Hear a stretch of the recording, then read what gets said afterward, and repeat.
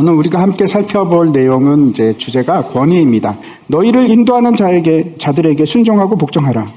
그들은 너희 영혼을 위하여 경성하기를 자신들이 청산할 자인 것 같이 하느니라. 그들로 하여금 즐거움으로 그것을 하게 하고 근심으로 하게 하지 말라. 그렇지 않으면 너에게 유익이 없느니라. 여기 보면 교회 지도자들에게 순종하고 복종하라고 합니다. 그 이유가 뭐라고 합니까? 너의 영혼을 위해서 힘쓰기 때문에 순종하라. 제가 그래서 여러분에게 기도하십시오 그러면 여러분은 순종하고 기도하셔야 됩니다. 여러분을 위해서, 여러분의 영혼을 위해서. 그게 진리라서 그런 겁니다. 우리는 질서상 누군가의 아래에 있거나 아니면 누군가의 위에 있습니다. 항상 그렇습니다. 그래서 우리에게 필요한 것이 선한 권위가 필요합니다. 근데 그 권위가 어디서 오는가? 그 시작이 어디입니까? 하나님입니다. 하나님. 에덴 동산에 사람을 하나님께서 두셨습니다. 근데 그 사람을 통해서 동산을 다스리고 지키게 하셨습니다. 근데 하나님께서 사람에게 이렇게 하십니까? 내가 동산 가운데 선악을 알게 하는 나무 열매를 뒀는데 그 열매는 배고파도 따먹지 말래? 안 먹는 게 좋겠지? 그렇게 하십니까? 그렇게 하지 않으셨습니다. 따먹지 말라. 반드시 죽으리라. 그렇게 명령을 하셨습니다. 이유가 있죠? 왜 먹지 말아야 됩니까? 죽으니까. 그럼 먹으면 죽으니까. 사람의 권위는 어디로부터 시작하는가 하면 하나님의 권위로부터 시작하는 겁니다. 아담이 에덴을 다스리는데 각 생물을 그 종류별로 이름을 짓습니다. 그게 무슨 뜻일까요? 그 생물에 대해서 잘 알고 있고 그리고 그 특성에 맞는 이름을 짓는다는 것은 다스렸다는 뜻입니다. 다스렸다는 뜻입니다. 근데 그 권세가 모두 다 깨어집니다. 왜 그렇습니까? 죄를 범해서 그 권세가 사라집니다. 근데 그 죄가 어떤 것인지 생각해 보시기 바랍니다. 그 죄가 하나님의 권위에 불순종했기 때문입니다. 아담이 불순종함으로 죄가 이 세상에 들어왔고 사망에 우리가 이르게 됩니다. 그런데 놀라운 일이 일어납니다. 예수님께서는 어떻게 하시는가 하면 예수님이 하나님의 본체신데 동등함을 취하지 않으시고 이 땅에서 낮아지시고 그리고 어떻게까지 하셨는가 하면 죽기까지 순종하십니다. 하나님 뜻에 복종하십니다. 그리고 하나님께서 그 예수님에 대해서 어떻게 하셨는지 마태복음 말씀 한번 보시기 바랍니다. 예수께서 나와 하늘과 땅의 모든 권세를 내게 주셨으니 복종하심으로 모든 권세를 가지게 되십니다. 이 모든 권세를 가지게 됐다는 것은 어떤 의미인가 하면 모든 기준, 모든 판단, 모든 권한의 결정권이 예수님께 있습니다. 우리에게 있지 않고 세상에 있지 않고 예수님께 있습니다. 우리가 어떻게 하면 권위를 가질 수 있는가? 우리도 마찬가지입니다. 모든 권세 권위는 하나님께로부터 나오고 그 하나님의 권위에 순종할 때 그 말씀에 순복할 때 그때 우리도 권위를 가지게 됩니다. 예수님께서 이제 우리가 생각하기에 주일날 예루살렘 성에 입성을 하십니다. 그리고 월요일 아침이죠. 다음날 아침에 무화과 나무를 저주했고 그리고 어떤 일을 하십니까? 성전에 가셔서 성전 청결 사건을 일으키십니다. 그리고 이제 화요일이 되었고 화요일 아침에 가다가 보니까 그 나무가 마르지 않았습니까? 그래서 이제 기도에 대해서 가르치시고 어디로 가셨는가 하면 성전으로 가셨습니다. 그리고 여기 보니까 23절을 보니까 예수께서 성전에 들어가 가르치실세 그럽니다. 대제사장들과 백성들의 장로들이 예수님께 나옵니다. 다른 복음서에서는 여기에 누가 포함되는가 하면 서기관들도 포함됩니다. 여러 명이 같이 와서 질문을 합니다. 근데 그냥 질문을 하는 것이 아니고 이건 시비를 걸고 신문하듯이 따지고 드는 겁니다. 도대체 당신이 무슨 권위로 이런 일을 합니까? 누구 허락을 받았습니까? 권한이 있습니까? 이런 얘기입니다. 이 권위에 대한 세 가지 질문이 어떤 의미인지 제가 다시 말씀드리면 첫 번째, 당신이 성전에서 마음대로 한다면 당신이 대제사장의 권한을 갖고 있어? 이 얘기죠. 대제사장이 그 권한을 갖고 있습니다. 근데 누구의 권위로 있는 거야? 하는 것이고 두 번째, 가르치는 것은 선지자적 자격을 의미합니다. 당신이 선지자 맞아? 당신이 선지자의 자격을 갖고 있어? 이걸 묻는 것이고 세 번째, 다윗의 자손이여 호산나 하는 것은 왕에 관한 얘기입니다. 무슨 소리야? 당신이 왕이라도 돼? 그걸 지금 그 권위에 대한 문제입니다. 질문입니다. 세 가지를 묻고 있는 거죠. 대제사장 직을 갖고 있느냐? 선지자 직을 갖고 있느냐? 당신이 왕직을 갖고 있느냐? 그 권위가 도대체 누가 줬냐? 그걸 묻고 있는 겁니다. 근데 근데 하나님께서는 이 논쟁을 통해서 우리에게 뭘 확인케 하는가 하면, 그래, 예수님은 메시아가 확실하구나 하는 걸 다시 한번 우리에게 확인시키는 사건입니다. 예수께서 대답하시되 나도 한 말을 너희에게 물으리니 너희가 대답하면 나도 무슨 권위로 이런 일을 하는지 이르리라.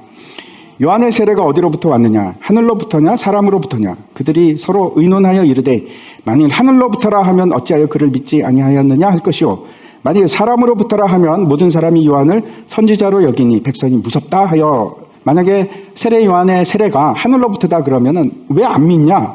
그 요한을 왜 안 믿느냐? 이렇게 얘기할 것 같고, 그렇다고 해서 사람들로부터다, 사람으로부터 나온 것이지 하늘로부터 온 것이 아니다 그러면 원성을 살 겁니다. 모든 백성들이 당시에 세례 요한은 참 하나님의 선지자다라고 생각하고 있었기 때문에 그걸 무시할 수가 없습니다. 만약에 그걸 무시하면, 만약에라도 밀란이 일어나면 이 사람들은 다 자기 지위를 잃을 수도 있습니다. 예수님께서 왜 이 질문을 하셨을까요? 이거는 상황을 벗어나기 위해서 질문을 하신 것이 아니고 이 질문 자체가 예수님의 답입니다. 권위가 어디로부터 왔는지 말씀하고 있는 겁니다. 왜 예수님께서 딴 것을 얘기하신 것이 아니고 세례 요한의 세례에 대해서 세례 요한에 대한 얘기가 아닙니다. 요한의 세례에 대해서 묻고 있습니다. 그것이 어디로부터 왔는가? 이게 도대체 무슨 뜻일까요? 세례 요한의 세례가 어떤 것인지 마가복음 1장 4절 말씀 한번 보시기 바랍니다. 세례 요한이 광야에 이르러 죄 사함을 받게 하는 회개의 세례를 전파하니, 세례라는 것은 어떤 것인가 하면 모든 교회 앞에 내가 죄인입니다. 나도 예수 그리스도가 필요합니다. 그분만이 내 죄를 사할 수 있습니다. 라는 고백을 하는 자리입니다. 회개로 나아가는 자리입니다. 당시 이제 많은 사람들이 세례 요한에게 나와서 이 회개의 세례를 받았습니다. 근데 그때 누구도 나왔는가 하면 바리새인들과 사두개인들도 나옵니다. 그랬더니 세례 요한이 뭐라고 하는가 하면, 이 독사의 자식들아, 누가 너희를 가르쳐 임박과 진노를 피하라고 했느냐? 너희가 회개에 합당한 열매를 맺으라. 그리고 속으로 아브라함의 자손이라고 생각하지 마라. 그런 말을 합니다. 다시 말씀드려서 돌이킴의 열매가 있는 사람이 있고 돌이키는 자가 있고 돌이키지 않는 자들이 있습니다. 예수님께서 말씀하신 이 요한의 세례는 직접적으로 이 얘기를 하고 있는 겁니다. 너희는 돌이키지 않는 자들이구나. 하지만 이것이 다가 아닙니다. 두 번째 이유가 있습니다. 이튿날 요한이 예수께서 자기에게 나아오심을 보고 이르되 보라, 세상 죄를 지고 가는 하나님의 어린 양이로다. 너무나 분명하게 세례 요한은 예수님이 누군지 알았습니다. 어린 양이구나. 나도 그를 알지 못하였으나 나를 보내어 물로 세례를 베풀라 하신 그이가 나에게 말씀하시되 성령이 내려서 누구 위에서든지 머무는 것을 보거든 그가 곧 성령으로 세례를 베푸는 이인 줄 알라 하셨기에, 하나님께서 세례 요한에게 말씀하셨다는 겁니다. 네가 세례를 베풀 때 그때 성령이 하늘로부터 내려오는 자가 있으면 그가 누구라는 겁니까? 메시아다. 하나님의 아들이다. 그 얘기를 하시는 겁니다. 그 얘기를 하나님께서 하셨습니다. 그래서 세례 요한이 이제 예수님께 세례를 베푸는데 어떤 일이 일어났습니까? 하늘이 열리고 하늘로부터 성령이 비둘기같이 내려옵니다. 그리고 하늘로부터 음성이 있었는데 이는 내 사랑하는 아들이요 내 기뻐하는 자라. 그 음성을 거기 있는 모든 사람이 다 들었습니다. 그래서 세례 요한의 세례는 세례를 받은 이 예수님이 하나님의 아들이라는 증거입니다. 세례 요한의 세례를 인정하느냐? 만약에 그것이 하늘로부터 온 것이라면 어떻게 됩니까? 그 결과 나는 하나님의 아들이 맞다. 그 대답을 하신 겁니다. 예수께 대답하여 이르되 우리가 알지 못하노라. 아주 정치적으로 얘기를 합니다. 우리는 모르겠다. 이 사람들이 두려워하는 것이 뭘까요? 이 사람들이 두려워하는 것은 하나님이 아닙니다. 그렇죠? 이 사람들이 두려워하는 것은 사람들이고 이 사람들이 두려워하는 것은 자신, 내가 잃을 것들, 내가 잃어버릴 권위, 그걸 두려워합니다. 그러자 이제 예수님께서 비유로 말씀을 하시는데 두 아들에 관한 비유입니다. 한 포도원 주인에게 두 아들이 있었습니다. 그 맏아들에게 이렇게 얘기합니다. 그 주인이 오늘 포도원에 가서 일 좀 해라. 그랬더니 그 맏아들이 어떻게 대답합니까? 가겠습니다 라고 하고 안 갑니다. 둘째 아들에게 다시 얘기를 합니다. 포도원에 가서 일 좀 해라. 그랬더니 이 둘째 아들은 마치 지금 세대를 보는 것 같습니다. 뭐라고 합니까? 싫어요. 딱 이때 단호하게 얘기를 합니다. 하지만 어떻게 됩니까? 이 둘째 아들은 뒤에 뉘우치고 갑니다. 그러면서 예수님께서 물으시는 겁니다. 이 둘 중에 누가 아버지의 뜻대로 행했느냐? 둘 다 온전한 순종을 하지 못했습니다. 첫째도 둘째도 마찬가지입니다. 그 둘 중에 순종은 하지 않았지만 하나님의 뜻을 행한 자가 있습니다. 누굽니까? 네, 둘째입니다. 중요한 것은 그 둘째가 뉘우쳤다는 겁니다. 회개했다는 겁니다. 그리고 포도원으로 갔습니다. 하나님을 믿는다는 것은 그 권위에 순종하는 겁니다. 그 권위를 받아들이는 겁니다. 우리가 하나님의 권세는 내가 받아들입니다. 인정합니다. 아멘. 하나님이 천지의 주제가 맞습니다. 그 하나님을 믿습니다. 이렇게 얘기합니다. 하나님 이름을 내가 높입니다. 말은 잘합니다. 근데 말뿐입니다. 순종을 안 합니다. 왜 그럴까요? 어쩌면 우리 깊은 곳에 하나님의 권위를 인정하지 싫어하고 인정하지 못하는 마음이 있기 때문이 아닐까 하는 생각을 합니다.